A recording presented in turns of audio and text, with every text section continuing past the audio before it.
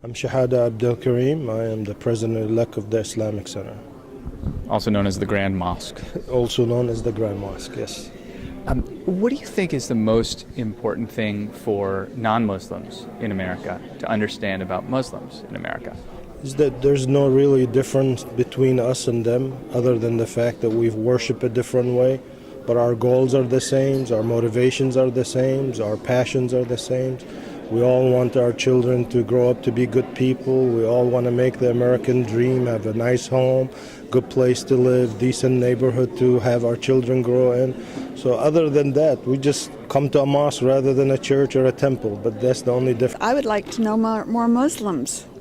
And it's amazing how little contact we have with Muslims. Most thing is they try to compare us to Muslims that live outside the United States, and that's a big mistake. Our passions and our motivations are totally different. We are American. We care about America. Somebody living in Saudi Arabia doesn't care about America. They care about Saudi Arabia.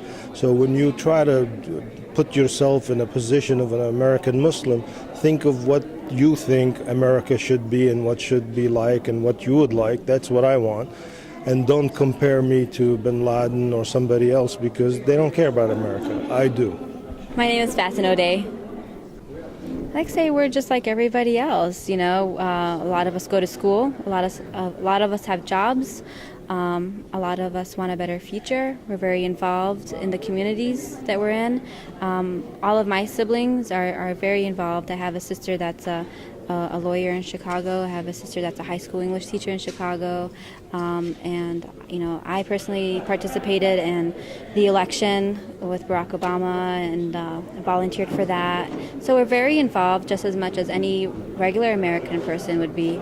You know, I was born and raised here, and I hold both values, being Palestinian and American, and being Muslim. So it's just a matter of balancing all of those things. So I think I'm just trying to expose myself more to understanding the religion, but the history, and how we can become in dialogue with each other.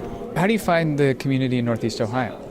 In general, the community is very welcoming. You know, there's a few disturbances here and there. There's a few voices of, you know, mistrust or lack of understanding, to put it lightly. But in general, this is a perfect place to live in. As you can tell, the Muslim community has been growing in the last 20 years. You know, mosque has been popping up both on the east side, west side. So it's a very welcoming community, very well diverse community. There's big colleges in the neighborhood, BW, Case Western Reserve, Cleveland State, Tri-C. That helps to promote diversity because they also bring in international students from all over the world. So this discourse of political struggle was not there before 9/11. We just defined ourselves as a Democrat, as a Republican, as a Libertarian and all that. I don't have to say that, you know, I'm a Muslim and I'm a Democrat.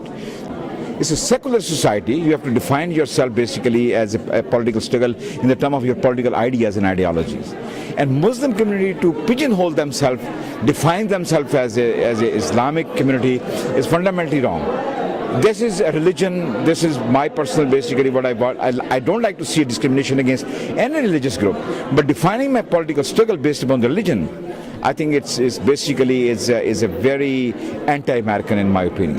Last night at our community discussion at the Islamic Center of Cleveland, the idea came up that it's actually politically profitable. It's socially acceptable to be anti-Muslim in the United States. That Professor Jamal had cited these statistics or these public opinions that show that Americans generally don't really like immigrants as a whole, but that it's politically and socially acceptable to voice that displeasure specifically at Arabs and Muslims, which I thought was quite fascinating. It shows that, you know, in certain areas it's acceptable to be bigoted in sort of a more nuanced way. So it's certainly a continuation. The policies that we've seen since 9/11 are certainly a continuation of policies that existed before 9/11. You know, I've often said that the Muslim didn't become a terrorist in America after 9/11. He or she was a terrorist before, but it was only quote-unquote reinforced after 9/11. But the big stark distinction between the pre-9/11 period and the post-9/11 period is that I believe it's become acceptable to be anti-Muslim in the public sphere now. We see this with political campaigns. We see this now that, political parties can openly and legitimately mobilize on an anti-Muslim platform, and nobody will stand up and say, hey, that's not PC. Hey, that's not American, and that's quite racist. So that's what's happened in the post-9/11. My name is Rob Lorenz. I am a sophomore at Kent State University studying political science. I think people fear what's different. And, the majority of Americans aren't Muslim, and there's not a lot of exposure, especially in this kind of area, the Bible Belt, for example. And it's not right, but it's just, I think it stems from a lack of understanding. There are radical Islamists, and we want to paint every Muslim as a radical Islamist just because we don't know. Susan Troya from Shaker Heights. Well, I think it's coming from fear, like everything always comes from, and I think we can build understanding. That's why I'm here today. That's why I'm interested in hearing her. And I think basically all people have the same needs and desires, and just because some people in a group are bad doesn't make the group bad.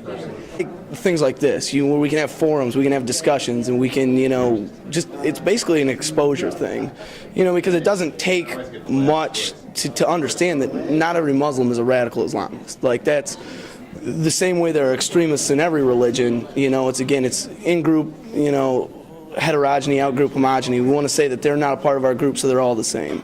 And it doesn't hold. So we just got to get to know each other a little better, and that's exposure through programs like this.